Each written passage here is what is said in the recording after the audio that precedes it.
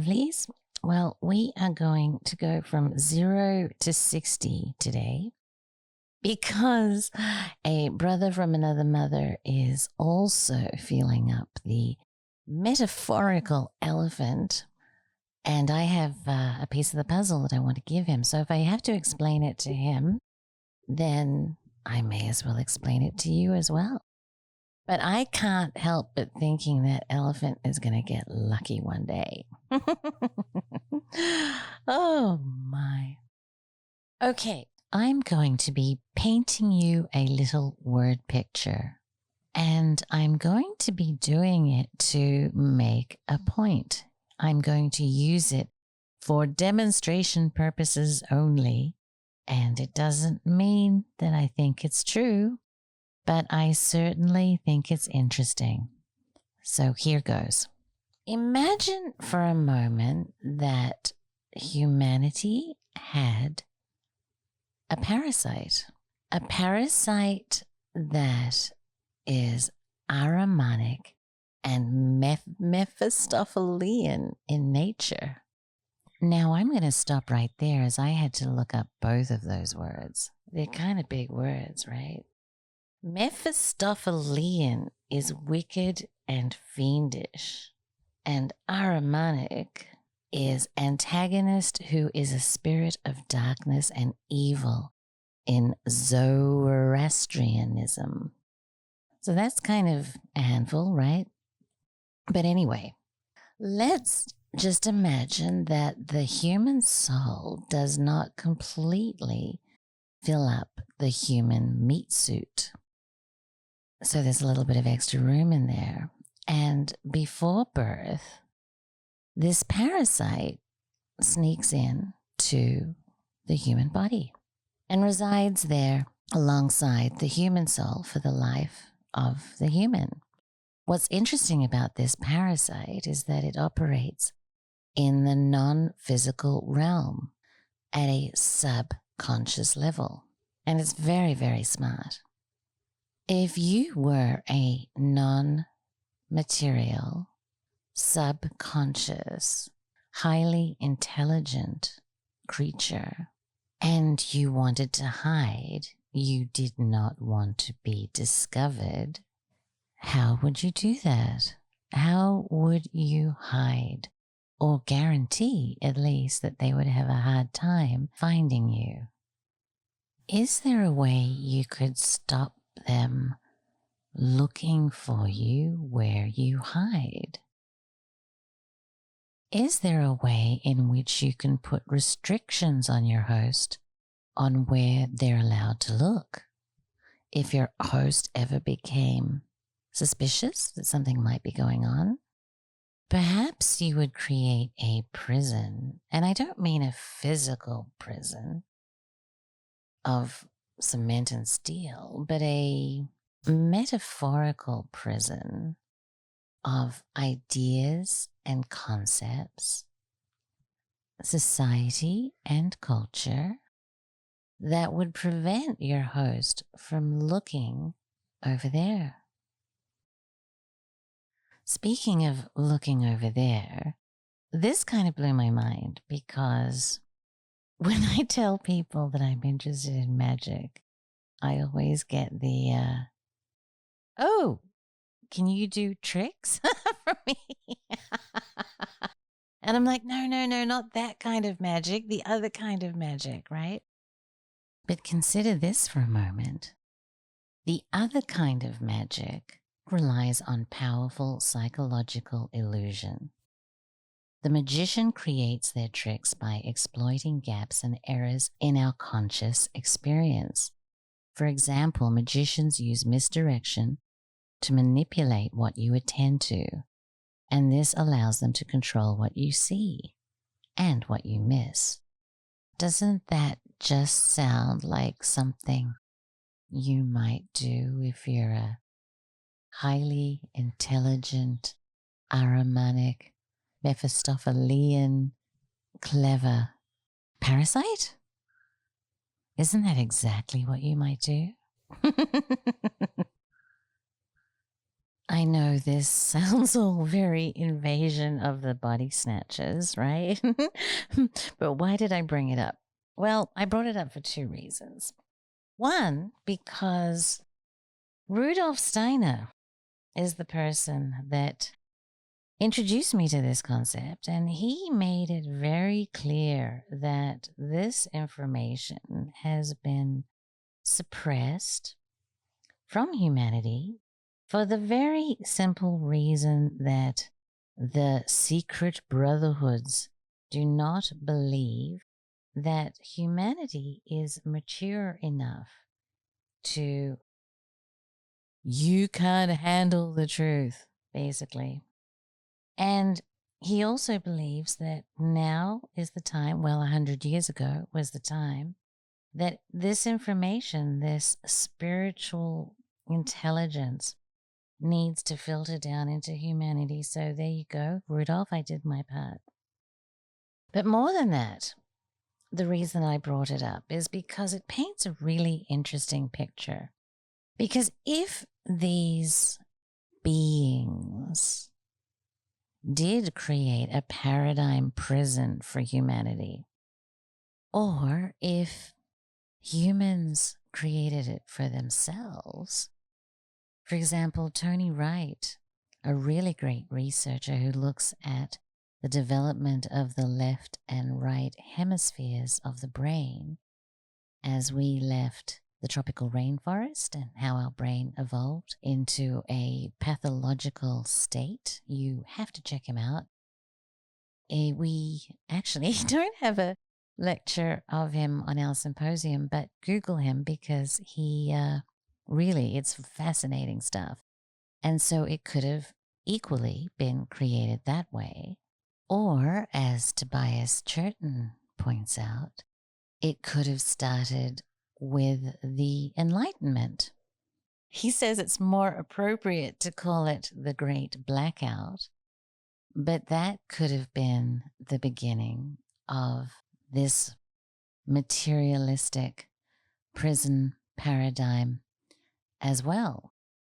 But regardless of how it started, it would be the precise requirements of a paradigm prison that would prevent humanity from being able to see, understand, or access their own magic.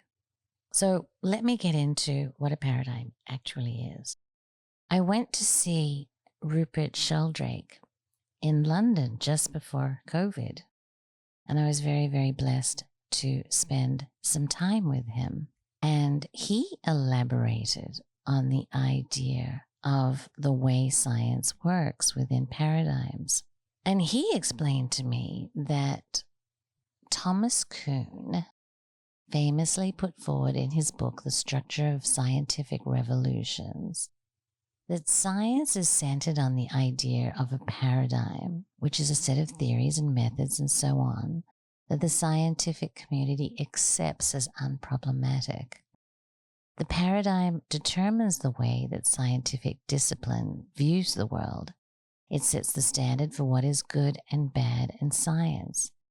And it isn't criticized except during phases of crisis that may lead to a scientific revolution and a paradigm shift. What Kuhn showed is that at any given time there is a shared model of reality which explains certain phenomena, but also sets limits on what fits in it. Right now, science is dominated by the materialistic theory of nature and consciousness, which says that the only reality is material matter. That means the very existence of consciousness is problematic, and that's why it's called the hard problem in philosophy of mind. The very fact that we're conscious, because we ought not to be according to materialism. And so the materialist theory says that minds are nothing but the activity of brains. Therefore, phenomena like telepathy and precognition ought not to happen, yet they do. So that paradigm means that the evidence for these things is embarrassing and would overthrow the paradigm if it were true. So the way to react to this is to pretend that things like this don't exist. The evidence is pushed under the carpet. It's all discredited and classified as pseudoscience and so on. As Rupert points out, the paradigm within which we exist affects our science. But it's not just our science it affects. It affects our faith. It affects our belief in what we can do and what we can't do to heal ourselves. It affects so many things. Later, I will show you how history is affected by paradigm by looking specifically at the history of ancient Egypt. But hey, since we've already gone down the body snatcher rabbit hole, let's go down another and let's bend our minds even further. I want to go out on a limb and make the statement that history doesn't actually exist. Now, I know that that sounds like a radical claim, but I'm not alone in it. R.G. Collingwood, a British historian and philosopher, thinks that it's only common sense. What we perceive as the past is simply an illusion formed in our brains. The past used to exist, but it no longer does. Akhenaten doesn't exist anymore, and neither does your childhood. The only thing that is real is the present. But if only the present is real, then what are historians studying? Or for that matter, what the hell am I making documentaries about? Historians study the only thing they could be studying, which is the present, right? The archives, the archaeological objects or ancient texts, or even books by other historians. The historian is always investigating things in the present, in the now. And from these present things, Collingwood tells us the historian actually constructs history. He studies the texts, artifacts, ruins, and so on, and in that way he creates an idea of what, say, ancient Egypt looked like. So it follows then that history is really just an idea that is constructed by the historian. The historian's job is to create a narrative that makes maximal sense of all the historical traces he finds in the present. History, then, is a story that the historian tells in order to understand what he finds in the present. History is just a story. Now, that's really interesting to me because on our Magical Egypt page, there's sometimes people that are quite angry. They're angry that I'm not telling, not me, but John or Chance or me, maybe, I don't know, are not telling the story the way that they would like it to be told. And in the beginning, before I realized that history is just a story, I used to get kind of defensive about it because I liked John's story. I liked it a lot. It made a lot of sense to me. But that doesn't mean that John's story makes sense to everybody. And so now it's kind of like, well, if you don't like that story, make up your own story, right? Because history is just a story. So how does that work exactly? How does one create a narrative that explains historical events? What does the historian have to add to the bare facts to generate his story? Well, this is where it gets interesting. By far the most influential philosopher of history in the early 19th century, and maybe ever, I don't know, I haven't studied that much, was George Wilhelm Friedrich Hegel. Side note here, I have to talk to Aaron more about it because he does know a lot about Hegel. But Hegel believed that nobody can escape from their own present time to take a position outside of history. The way we think and how we are is shaped by our point in history, time, society, and culture. In our case, our materialistic prison paradigm, right? Paradigm, again, it's kind of a package, right, of time and society and culture. It's a shared reality. So history sits within the paradigm. The same thing with science, right? Science sits within it too.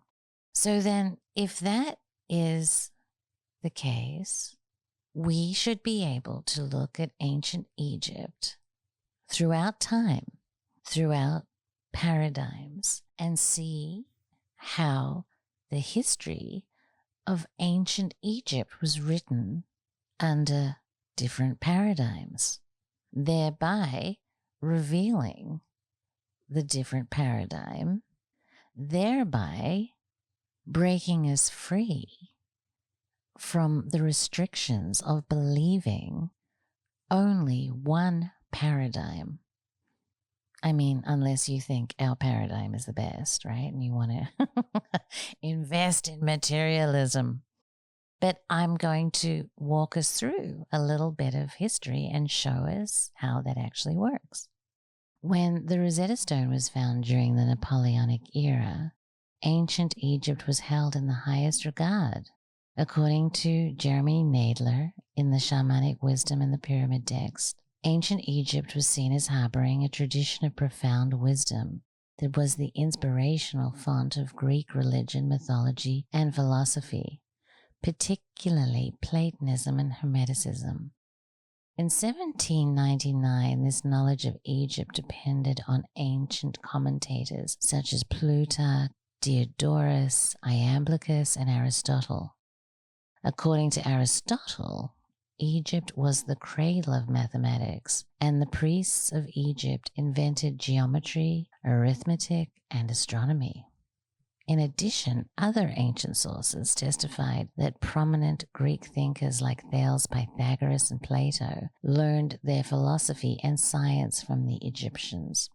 It was 20 years, however, before Jean-Francis Champollion, my French is terrible, announced the transliteration of the Egyptian scripts in Paris in 1822. And with that, Egyptology was born. Early Egyptologists like Champollion, Derouge, and Bruges held a great reverence for Egypt as the source of a sublime metaphysics and theology. But this view is not to last. On the contrary, the opinions held by the Egyptology establishment were about to embark on a steady decline. By the turn of the century, earlier views of Egypt were displaced by a far more critical approach, as Egyptology established itself as a professional academic discipline. Egyptologists like Maspero and Ermans describe the ancients as semi-barbarians and compilers of spells. To many of the first generation of scholars, the sacred literature of ancient Egypt seems so muddled, haphazard, and obscure that any residual hopes of rediscovering some forgotten wisdom or secret knowledge came to seem a foolish endeavor. Thus, it was concluded that the ancient Egyptian mind was pre-philosophical, incapable of coherent or systematic thought, and given to expressing itself in rather crude imagery. This view of the ancient Egyptian mind, to a large extent, remained the dominant one among Egyptologists for much of the 20th century. That Egyptians, far from being the guardians of secret wisdom, were actually an ignorant lot who had not yet discovered philosophy or science. As Egyptologist B. L. Goff wrote in the late 1970s, in ancient Egypt, as also elsewhere in the ancient world, there was no knowledge of consistent laws governing the operation of everything around us. In the second part of the 20th century, however, the view of the ancient Egyptian mind as pre-philosophical and incapable of accessing worthwhile knowledge became less and less sustainable. A growing rift thus emerged between mainstream Egyptology and the outsiders, who usually did not have a formal qualification in Egyptology and so could easily be dismissed as cranks. Foremost among the latter was Are Schwaller de Lubitsch, who, despite his detailed study of the theoretical principles and practical applications of ancient Egyptian mathematics in the Temple of Man, remained virtually ignored by the Egyptological establishment. In fact, when the Temple of Man first appeared in French in 1957, the eminent Egyptologist Etienne Drouillon counseled his colleagues to build a common wall of silence around it, lest it find its way into public view.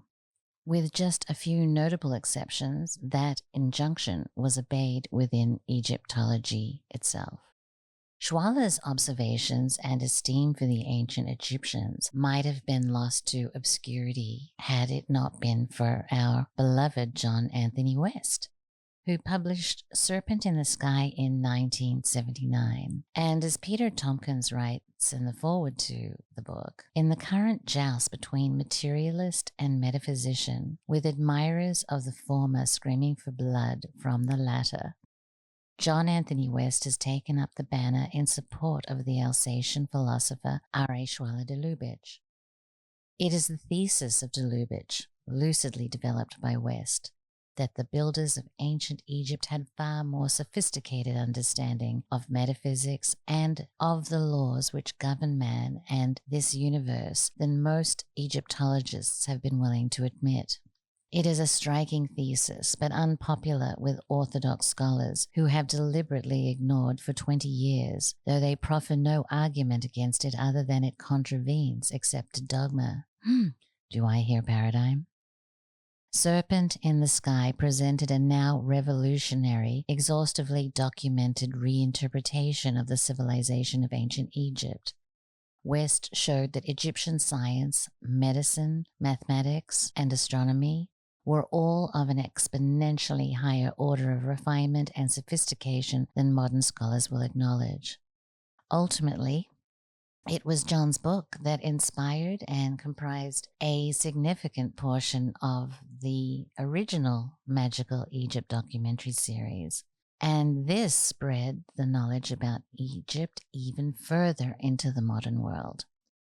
And I think we can say that he was a huge success in shifting the paradigm about the wisdom of ancient Egypt.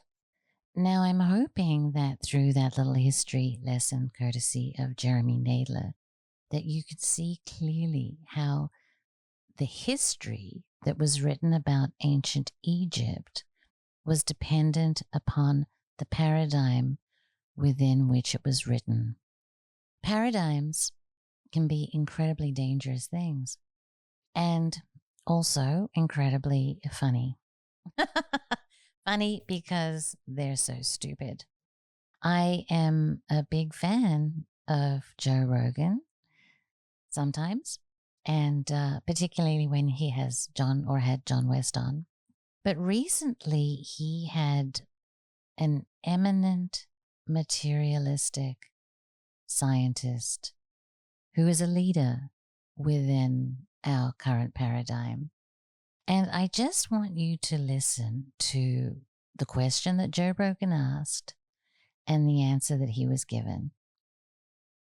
Human beings, I mean, when did we really start pondering the scope of the universe? Pretty recently. I mean, if you think about the beginnings of modern physics, you can start with Galileo, you can start with Newton, but in any event, we're talking on the order of hundreds of years. And the amazing thing, in hundreds of years, we've gone from a complete lack of understanding about how anything in the world actually works to the development of Newton's equations, where you can make fantastically accurate predictions about solar eclipses or lunar eclipses or motions of the planets and so on. And then, a couple hundred years after that, we migrate from that understanding, which is basically an encapsulation of the patterns that we can all discern with the naked eye. We develop a whole new body of physical law called quantum mechanics, which is so completely counterintuitive, which describes the world in terms of qualities that we don't ever see with the naked eye, but nevertheless, we can use the math to make predictions, and the predictions are borne out by experiment. And that progression only took, say, a couple hundred years. Way to go, Brian. I want to see you build a pyramid. I mean, is that seriously like the most ignorant thing that you've ever heard? I don't know. I'm speechless, right? But this is why it's dangerous. And to bring this all back to magic, magic doesn't exist within the material realm. And so there is no wonder why it is such an alien concept to people, that people don't believe in it, that don't believe that it's possible, that don't understand it at all. It's no surprise, given our materialistic prison paradigm, that magic is alien to us. I love Gordon Wright, who is an author of fabulous books and also the host of the Rune Soup podcast. And when I interviewed him about the subject of magic, he made a very adroit observation that magic has been with humanity as long as there has been humanity, except for the last 200 years or so. So taking magic out of the story of history renders our story about history incomplete. He explained that our materialistic culture, trying to understand the least materialistic culture of all time, is nothing but a fool's game. And so it's no surprise at all that we look at the ancient Egyptians and don't see what might be the most important part of their culture.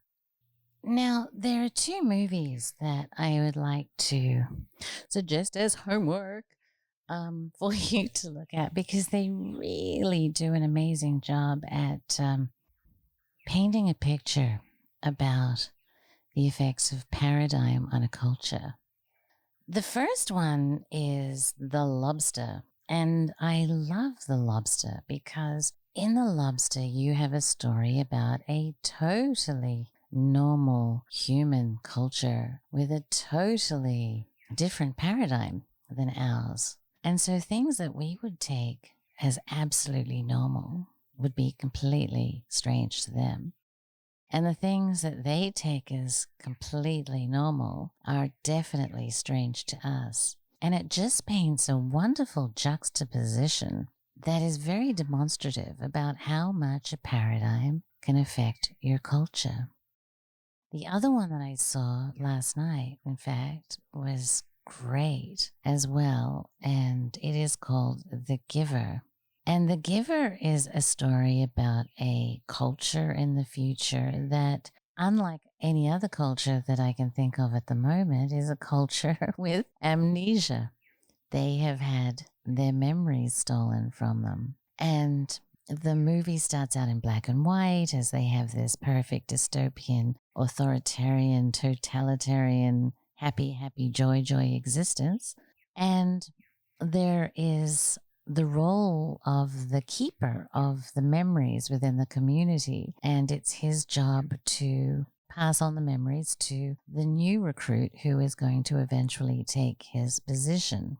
And as this young recruit has access to memories of humanity, his paradigm changes and he becomes initiated into a whole new meaning of what it is to be human. And that spoke very, very deeply to me because, yes, we are a civilization that has amnesia, but also we have had so much of what it means to be human stripped from us as well. And just like in the movie, when we have access once again to the full range of what it means to be human, our lives become so much richer. So, what have we learned? What have we learned in this exciting episode of Magick Works? Well, the first thing is that we may or may not be victims of body snatchers. And honestly, I don't know if that's true or not. I have not been able to find a theosophist that I've been able to engage with in a meaningful manner about that material. But anyway, it's something interesting to consider. Oh, well, and also, look, you know what? The Gnostics talk about the archons, and there's other texts and things that address this kind of subject matter, so it doesn't fall outside the realm of possibility as far as I'm concerned. But the other thing is that we are shaped by our paradigm. Our history is shaped by our paradigm. Our science, our healthcare, the way we relate to each other, the way we relate to the planet are all shaped by our paradigm. And paradigms change, paradigms shift. Things that do not fit within a particular paradigm are made fun of and stuffed under the carpet, for better or for worse. And in our case, it is my contention that the things that are stuffed under the carpet do not serve us to be stuffed under the carpet. That our interconnectedness with each other, with the planet, and with nature can only be improved by expanding our paradigm to include non-physical forces of all kinds, which we'll get into in another episode. So I hope you enjoyed this episode of Magick Works, and I hope you don't think I'm crazy, but hey, it is what it is, right? More to come if you can stand it. Thank you so much for listening. Oh, and one last thing I learned today, which is very interesting. Hang your mistletoe from your belly button and see where that takes things. Merry Christmas to you all.